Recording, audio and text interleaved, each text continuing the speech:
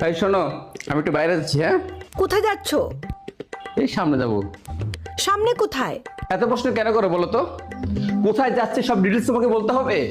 তো আমি যখন তোমাকে একটা প্রশ্ন করতেছি সেটার যদি তুমি ঠিকঠাক মতো জবাব দাও তাহলে তো আমার আর দ্বিতীয় প্রশ্ন করতে হয় না। হ্যাঁ, আমি যদি তোমাকে জিজ্ঞেস করি যে কোথায় যাও, তাহলে তুমি আমাকে বলো এই তো এখানে যাচ্ছি, এই তো সামনে যাচ্ছি। তুমি আমাকে এক্সাক্ট লোকেশনটা বলো যে হ্যাঁ আমি এখানে যাচ্ছি, তাহলে তো আমি বুঝতে পারি যে আমার যা কিছু প্রয়োজন আমি তোমাকে সেটা বললে তুমি আনতে পারবা কিনা।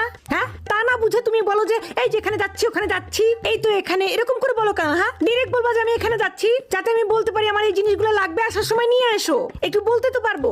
আবার দেখো, তুমি যখন বাইরে যাও আমি যদি তোমাকে জিজ্ঞেস করি কতক্ষণ লাগবে ফিরতে, তুমি কি বলো? 1 ঘন্টা নাহলে 2 ঘন্টা।